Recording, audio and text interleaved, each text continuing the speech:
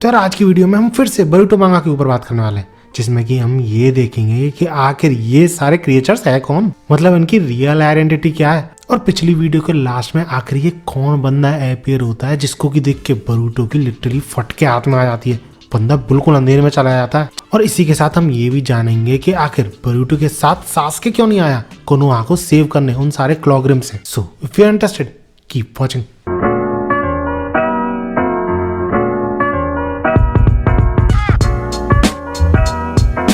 तो यार स्टार्टिंग होती है शिकमारू और कवाकी की कन्वर्सेशन से, जिसके के दौरान कवाकी बोलता है शिकमारू से कि बरूटो अचानक से वैनिश हो गया, यानी गायब हो गया। देखा था ना पिछली वीडियो में, अपने दादा का जूत्सु यानी फ्लाइंग ड्रैगन जूत्सु का यूज करके बरूटो कोड के सीक्रेट बेस पर टेलीपोर्ट कर जाता है। लेकिन भैया शिकमारू को ये चीज थोड़ी पता थी, तो वो काफी ज्यादा शॉक होता है। इनफैक्ट गैस वो ये कर रहा होता है कि कहीं उसने ऐसा स्पेस टाइम निंजुत्सु के थ्रू तो नहीं करा जैसे कि कवाकी करता है अपना कारमा का यूज करके। बट यार ऑब्वियसली कवाकी को भी ये नहीं पता था कि बरूटो ने ऐसा कैसे किया, लेकिन उसे इतना जरूर कंफर्म था कि वो कोड के पीछे गया, जिसपे शिकमारू भी बोल पड़ता है कि बरूटो क्या कोड की वजह से ही आया था क्या कोनोहा में। और इसी बात में अपनी बात ऐड करते हुए कवाकी ये बोलता है कि हाँ, देयर इज हाई चांस कि बरूटो और कोड एक दूसरे से लिंक्ड है पहले से। यानी कवाकी के कहने का मतलब ये है कि उन दोनों के बीच कुछ तो ऐसा है जो हम लोगों को नहीं पता। अरे अरे वो ऐसा कुछ नहीं है भाई। और ऐसा कवाकी इसलिए बोल रहा है क्योंकि बरूटो गायब होने से पहले किसी से तो बातें कर रहा था। अब उसे ये नहीं पता कि कौन था वो, लेकिन स्टिल उसे बात करते हुए तो सुना था कवाकी ने। और क्योंकि बरूटो तभी अपीयर हुआ था जब कोड अपीयर हुआ था, तो इन लोगों को शक होने लग जाता है कि कहीं कोनोहा में कोई बरूटो का स्पाई तो नहीं है जो कि उसकी मदद कर रहा हो। और यही चीज कवाकी शिकमारू से बोलता भी है, तो शिकमारू भी इस पे थोड़ा गौर करने लग जाता है। एंड हेंस सेंसरी टीम में इन्वेस्टिगेशन बिठाने की बोलता है वो, जिस पे शारदा आती है पीछे से, सुन चुकी होती है सारी बातें और बोलती है उन दोनों से, हाउ रिडिकुलस, तुम दोनों कैसी माथा पच्ची करने में लगे हुए सिंपल सी चीज पे।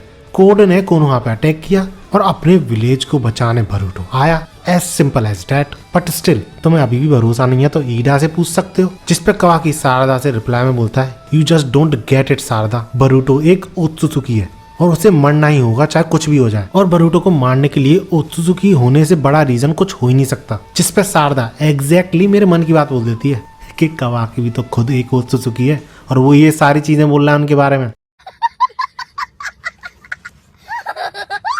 जिसके रिप्लाई में कवाकी शारदा से बोलता है, क्या ये तुम्हें मुझे फिर से बताना पड़ेगा, आई एम ओत्सुजुकी किलिंग ओत्सुजुकी, मेरी पावर एग्जिस्ट ही करती है ओत्सुजुकी को मारने के लिए, और एक बार ये काम मेरा पूरा हो जाएगा तो मुझे खुद को मारने में भी, अपनी जान लेने में भी कोई भी रिग्रेट नहीं होगा। Got that. लेकिन शारदा कवाकी की इन सारी बातों के रिप्लाई में ये बोलती है कि तुम्हें क्या लगता है तुम जो चाहोगे वो सब मैं होने दूंगी, I am a shinobi who aims to become Hokage, और ऐसा मैं होने नहीं दूंगी। Got that. अब इन दोनों के झगड़े में शिकमारू बीच में ही बोल पड़ता है, both of you that's enough, अगर तुम करंट होकागे को पिस ऑफ नहीं करना चाहते। इसके बाद शिकमारू ये भी पूछता है कि आखिर ये चल क्या रहा है, अचानक से एक क्लॉग्रिम्स लोगों को पेड़ में क्यों कन्वर्ट कर रहे हैं, क्या जंगल फंगल बनाने की कोशिश है क्या इन सब की। इसके बाद शारदा वही सारी चीजें एक्सप्लेन करती है जो कि पिछली वीडियो में उसने लोगों को की थी, कि वो सारे लोग जो कि पेड़ में कन्वर्ट हो चुके हैं वो मरे नहीं है, जिंदा हैं, लेकिन अनकॉन्शियस है और उन्हें बचाने का तरीका कोई ना कोई तो है। और जिस हिसाब से बरूटो रिएक्ट कर रहा था देखकर तो ऐसा ही लग रहा था कि उसे कुछ ना कुछ तो पता है। और तब कवाकी और शिकमारू को समझ में आता है कि क्यों बरूटो कोड के पीछे पड़ा हुआ है। जिसपे भैया शारदा भी अपना पॉइंट प्रेजेंट कर देती है कि हमें इतना तो क्लियर हो चुका है कि बरूटो कोड के पीछे पड़ा हुआ है, उसका एनिमी है, उसको मारने की कोशिश में है वो, इसलिए हमें बरूटो के साथ कोलैबोरेट करना चाहिए क्योंकि कोड कोनोहा का भी तो एनिमी है। और हाँ, 2024 की नई शुरुआत के साथ नया डिस्कॉर्ड भी बनाया है, तो जाओ चेक करो और let me know what do guys think, I am 100% sure you will like it. बाकी कहानी पे वापस आए तो हमें फिर से दिखाए जाते हैं वही क्रिएचर्स जिनको की बरूटो डिवाइन ट्रीज बोल रहा था। अब यार कोड पहले से ही शौक था, लेकिन जब बरूटो बताता है कि ये सारे डिवाइन ट्रीज हैं, पिछली वीडियो में बताया था ना, तो वो और भी ज्यादा शॉक हो जाता है। और बरूटो की बात करें तो उसका ध्यान सिर्फ उसी बंदे पे था जिसकी की वीडियो की स्टार्टिंग में हमने बात करी थी। और जैसे ही बरूटो कुछ करने की कोशिश करने वाला होता है तो तभी उसके अंदर जो टोड बैठा हुआ था, कंधे पे जो बैठा हुआ था, वो बोलता है उससे, व्हाट आर यू डूइंग बरूटो, हमारा सरप्राइज अटैक फेल हो चुका है, इसलिए हमें तुरंत ही यहाँ से जल्दी से जल्दी निकलना पड़ेगा। इतने में वही बंदा क्लॉ मार्क्स का यूज करके बरूटो पे अटैक कर देता है, कोड और बरूटो दोनों पे एक साथ। और उस अटैक को डॉज करने के बाद वो तुरंत ही इलेक्ट्रिक अटैक का यूज करता है। एंड गेस व्हाट, ये इलेक्ट्रिक अटैक और किसी का नहीं, सास्के का था। और ये बंदा दिखने में भी काफी हद तक सास्के जैसा लग रहा था। और उसके अटैक को काउंटर करने के लिए बरूटो अपने रसेन गन का यूज करता है। और इन दोनों के अटैक की जो डैमेजिंग पावर थी वो लगभग इक्वली थी।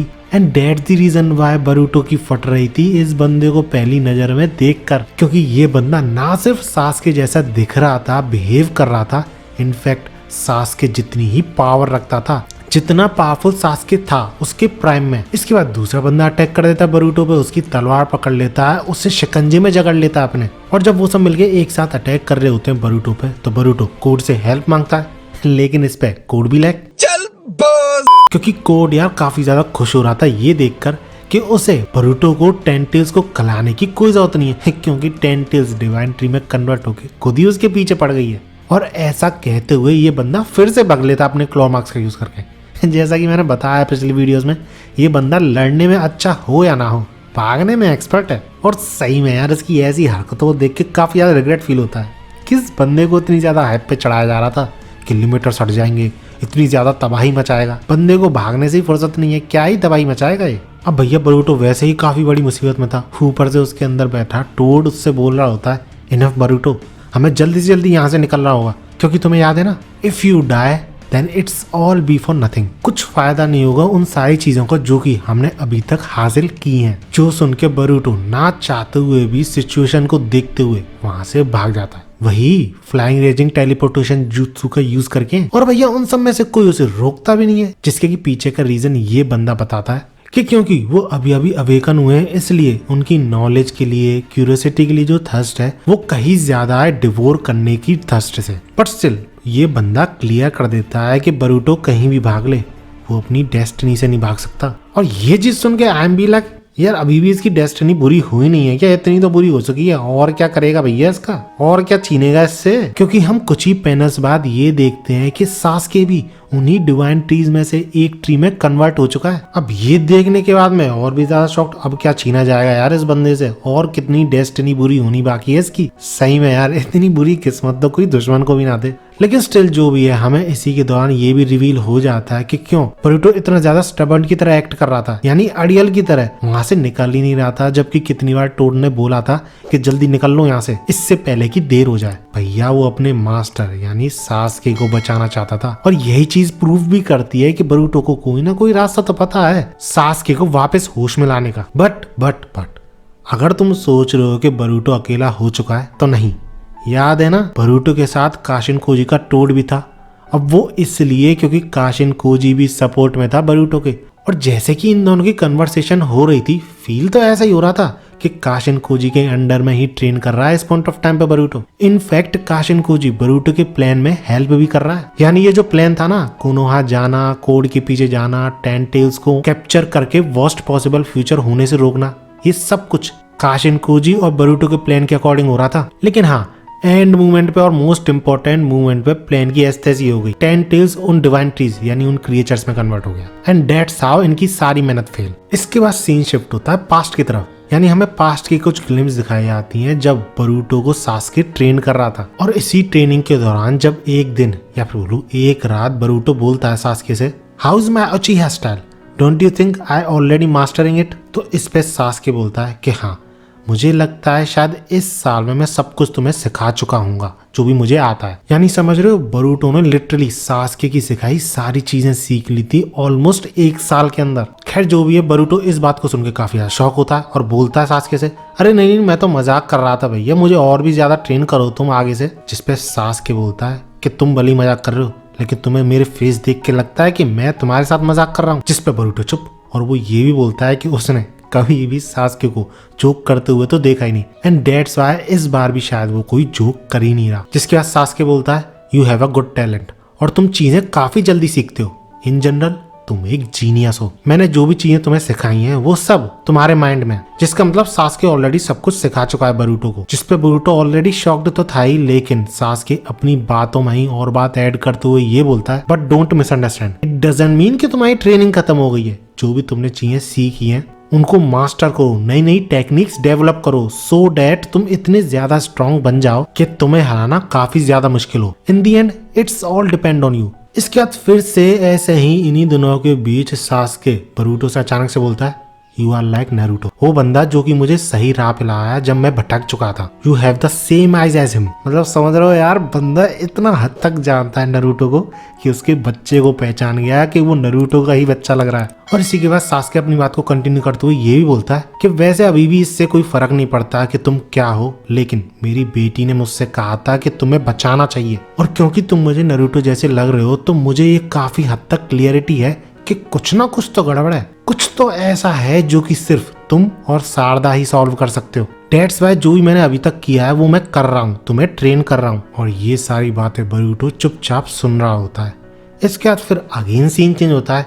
इन्हीं ट्रेनिंग के दौरान अचानक से किसी दिन कोड अटैक कर देता है इन दोनों पे, वही क्लॉग्रिम्स का यूज करके, जिसके दौरान हम ये देखते हैं कि कोड की जो आंख गई है ना, वो बरूटो ने नहीं सास्के ने छीनी है। क्योंकि अब बरूटो की जो सेकंड वीडियो थी ना, उसमें मैंने ये बोला था कि कोड की आंख बरूटो ने छीनी है, लेकिन यहाँ पे ये क्लियर हो जाता है कि सास्के था जिसने की उसकी आंख छीनी थी। और क्योंकि ये दोनों घिर चुके थे क्लॉग्रिम्स से, तो सास्के तुरंत ही बोलता है बरूटो से कि वहां से भाग जाए, जिसपे ऑब्वियसली यार बरूटो मना करता है, ऐसे कैसे छोड़ के जाएगा अपने मास्टर को। जिसपे सास्के क्लियरली बोलता है बरूटो से कि अभी फिलहाल में ऐसा कोई भी रास्ता नहीं है जिससे कि हम इस बंदे को हरा सके। Point to be noted, Sasuke फिलहाल की बात कर रहा है, वो काफी ज्यादा श्योर था कि बरूटो आगे चल के इतना ज्यादा कैपेबल बन जाएगा कि अकेला ही इसको यानी कोड को और उसके सारे क्लॉग्रिम्स को संभाल सके। एंड गेस व्हाट, बंदा खड़ा उतरा है अपने मास्टर के ट्रस्ट पर। और उतरता कैसे नहीं यार, क्योंकि सास्के ने एंड मूवमेंट्स पे ये बोला था बरूटो से, भाग जाओ, नो मैटर व्हाट, सर्वाइव, और जो भी चीजें मैंने तुम्हें सिखाई हैं उन सबको मास्टर करो।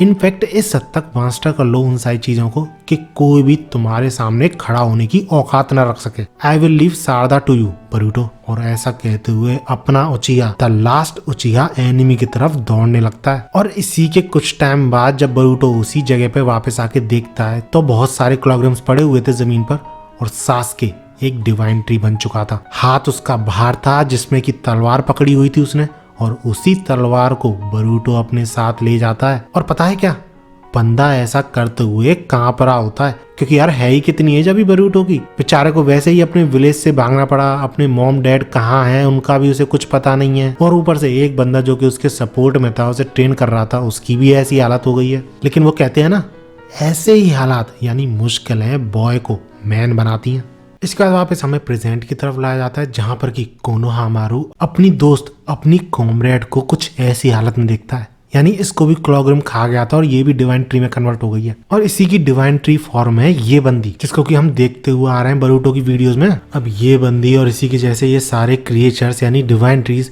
एक दूसरे के साथ एक तरीके की मीटिंग्स ही कर रहे होते हैं, और ये बंदा समहाउ इन सब के लीडर की तरह बात कर रहा होता है। और बिहेव करे भी क्यों ना, इन सबसे ज्यादा जिस बंदे के पास नॉलेज थी इनकी फॉर्म के बारे में, इनकी जो अवेयरनेस आई है, कॉन्शियसनेस आई है उसके बारे में, इसी बंदे को थी। अब आखिर ये बंदा है कौन, रियलिटी में ये क्या था, इसके बारे में कुछ नहीं बताया जाता, जबकि बाकी सारे जो ऐसे क्रिएचर्स हैं उनकी रियल आइडेंटिटी ऑलरेडी रिवील करी जा चुकी है। One of them is Sasuke, दूसरा बग है, तीसरी ये बंदी है ही। खैर जो भी है, ये बंदा इन सबको रिवील करता है, बताता है कि वो सब बायोलॉजिकली तो सेम है, लेकिन जो ये फील करते हैं, जो चाहते हैं, इच्छाएं जो हैं इनकी, वो सब अलग अलग है। यानी इनकी एग्जिस्टेंस तो सेम है एज अ शिंजू, लेकिन इनकी कॉन्शियसनेस अलग अलग है, और उसी के साथ इनका गोल भी सेम है, बरूटो और कवाकी जैसे ओत्सुजुकीस को खाना, डिवोर करना। और तभी ये सब कुछ बोलने के बाद ये लीडर जो है उन सबको क्लियर कर देता है कि अकॉर्डिंग टू हिज इंस्टिंक्ट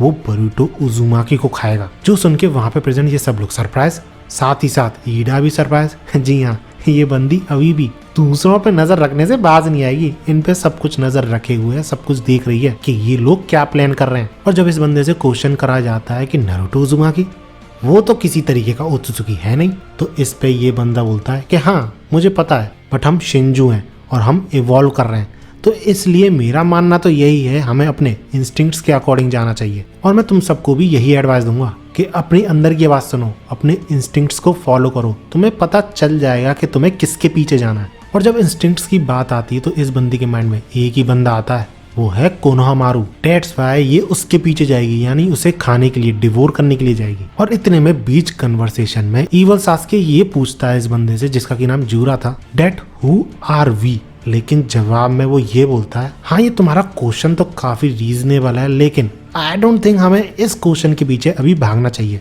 क्योंकि इससे फर्क नहीं पड़ता हम क्या है, हमें अपनी इंस्टिंक्ट्स को फॉलो करना चाहिए और शायद ऐसा ही करके ही हमारी पर्सनैलिटीज अलग अलग डायरेक्शन में ग्रो होंगी। इसके बाद हम फिर से देखते हैं ईडा को, जो कि वही इन सब की बातें सुन रही थी जैसा कि मैंने कुछ टाइम पहले बताया, लेकिन सरप्राइजिंगली उनमें से एक यानी बक का जो डिवाइन ट्री फॉर्म था वो ईडा को देख लेता है और उससे ये बोलता है आई एम वॉचिंग ईडा, और बंदा लिटरली धमकी देता है ईडा को ये बोलते हुए I got it, my target is you. और इसके बाद हम पहली बार ईडा को काफी ज्यादा शॉक और टेंशन में देखते हैं लेकिन स्टिल बंदी को घिन इससे आ रही होती है कि उसके पीछे और कोई नहीं, वही बग आ रहा है जो कि ऐसा दिखता था। इसके बाद हमें ईवल सास्के अपना टारगेट रिवील करता है जो कि है शारदा उचिहा। इसके बाद सीन चेंज होता है और हमें अमाडो दिखाया जाता है जिसके साथ सुमिरे काम कर रही होती है। फिर इन दोनों की बात शुरू होती है कि कैसे बरूटो आया, विलेज को प्रोटेक्ट किया कोर्ट से, लेकिन स्टिल हिडन लीफ के शिनोबी उसके पीछे पड़े हुए हैं, जिसपे अमाडो क्लियरली बोल देता है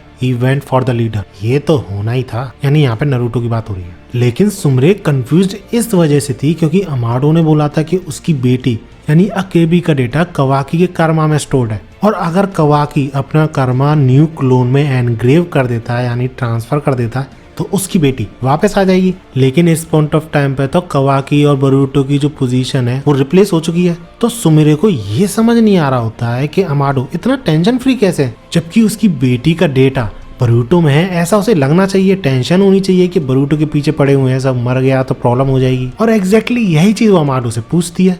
तो इस पे अमाडो ये बोलता है मैंने उसे कारा से भागने दिया, काशिन कोजी के साथ टीम बनाई इशिकी को डिफीट करने के लिए, और इसके बाद उसने बरूटो के अंदर यानी उसके कारमा के अंदर अपनी बेटी का डाटा ट्रांसफर कर दिया। यही एक तरीका था किसी की सोल को वापस लाने का, किसी भी बंदे को रेजुरेक्ट करने का कारमा के थ्रू। यही तुम पूछना चाह रही हो ना सुमरे? जिसपे सुमरे चुप, क्योंकि एग्जैक्टली भैया यही चीज पूछना चाह रही थी वो। बट इसी के बाद अमाडो ये बोलता है कि दूसरी तरफ अगर कवाकी की बात करें जिसके के पास कारमा है, उसकी बॉडी भी साइंटिफिक टूल के थ्रू मॉडिफाई करी गई है। लेकिन सवाल ये उठता है कि उसकी बॉडी को मॉडिफाई कब और कैसे करा गया। ये काफी डीप और काफी बड़ी सोचने वाली बात है, लेकिन इस चीज पे कोई ध्यान नहीं दे रहा क्योंकि किसी को पता नहीं है ना मॉडिफिकेशन किसने कब किया। बट अमाडो ये क्लियरली जानता है कि कवाकी की बॉडी जिस तरीके से मॉडिफाई की गई है वो 101% उसी के हाथों हुई है। जिसपे सुमरे काफी ज्यादा शॉक्ड, इसलिए पूछती भी है उससे why, how can you know that. तो इस पे अमाडो ये बोलता है सुमरे से कि एक अच्छा साइंटिस्ट एक अच्छे आर्टिस्ट से कम नहीं होता, क्योंकि जैसे आर्टिस्ट अपनी आर्ट में कहीं ना कहीं कुछ ना कुछ ऐसा छोड़ देता है जिससे कि ये पता लगाया जा सके कि वो आर्ट उसकी है कि नहीं, वैसे ही मेरी बनाई हर चीज में मैं कुछ ना कुछ ऐसा छोड़ ही देता हूँ जो कि प्रूफ कर सके कि वो चीज मेरे थ्रू बनाई गई है। और वो सारे निशान और इंडिकेशन कवाकी की बॉडी में है, क्योंकि ना सिर्फ उसकी बॉडी बल्कि जो कर्मा मैंने बनाया है जिसमें कि मैंने अपनी बेटी का डाटा स्टोर किया है वो भी मेरे थ्रू ही क्रिएट करा गया है। लेकिन स्टिल इन सारी बातों को जानने के बावजूद वो डिनाई नहीं कर सकता कि उसके माइंड में भी काफी सारे कंफ्यूजन है कि बरूटो है कि कवाकी है, वो यहाँ कैसे आया, वो यहाँ कैसे गया, यही सब कुछ। और इसी बात से बंदा अंदाजा लगा लेता है कि उसकी मेमोरी ओवरराइट करी जा चुकी है। और ये सारी बातें सुनकर सुमिरे काफी ज्यादा सरप्राइज होती है। और इसी के साथ अमाडो बता देता है कि यही रीजन है कि मैं इतना टेंशन फ्री यहाँ पे बैठा हूँ, क्योंकि मुझे पता है वैसे है मेरी बेटी का डेटा होना तो बरूटो के अंदर चाहिए, उसके कारमा के अंदर होना चाहिए, लेकिन जो प्रूफ्स मैं देख रहा हूँ उसके अकॉर्डिंग कवाकी का कारमा है जिसके के अंदर उसकी बेटी का डेटा है। शिकमारू और इस बंदे का क्या नाम था, क्या था, साई। अमाडो की कही सारी बात ये दोनों मॉनिटर कर रहे थे। और जब साई पूछता है शिकमारू से कि शिकमारू तुम्हारा क्या कहना है इस बात पे, तो शिकमारू चुप हो जाता है। एंड आई थिंक शिकमारू इस पॉइंट ऑफ टाइम के बाद से थोड़ा बहुत तो यार शक करने लगेगा, और नहीं करता है ना तो बेवकूफ है बहुत थोड़ा। सही में यार यकीन नहीं होता, एक पॉइंट ऑफ टाइम पे ये बंदा स्मार्टेस्ट बंदा था पूरे विलेज का। रियली सारे बंदे नारुतो शिपुडेन में जो बहुत तगड़े परफॉर्म कर रहे थे सब के सब नर्फ हो गए हैं, यानी कमजोर शो करे जा रहे हैं यार। प्राइम एग्जांपल नारुतो और सास्के हैं इसके। खैर जो भी है, इसके बाद सीन चेंज होता है और हम देखते हैं सुमिरे और शारदा को जो कि एक दूसरे से बात कर रही होती हैं, जिसके की दौरान सुमिरे बता रही होती है कि उसने क्या क्या सुना अमाडो से, कैसे उसको यकीन तो है कि कुछ ना कुछ गड़बड़ चल रही है, उनकी मेमोरीज ओवरराइट करी जा चुकी हैं, लेकिन स्टिल बंदा मानने को तैयार ही नहीं है, कुछ भी बरूटो को बचाने को तैयार नहीं है। इतने में पीछे से अपीयर होता है बरूटो, जिसको कि देखते ही पहले तो शारदा का कुछ ऐसा एक्सप्रेशन होता है, और जैसे ही वो बरूटो को देखती है तुरंत ही गले लगा लेती है। काफी अच्छा और होलसम मूवमेंट था सही में यार। एंड दैट्स इट, आज की वीडियो में इतना ही, क्योंकि आगे के चैप्टर्स अभी आए नहीं है। वीडियो अच्छी लगी तो लाइक जरूर करना है, ऐसी ही वीडियोस के लिए मेरे चैनल को सब्सक्राइब जरूर कर लेना। अब बरूटो का जो अगला चैप्टर आएगा उसमें कुछ इंटरेस्टिंग करने वाला हूँ मैं। Hope you all like it. मिलते हैं अगली वीडियो में और भागो।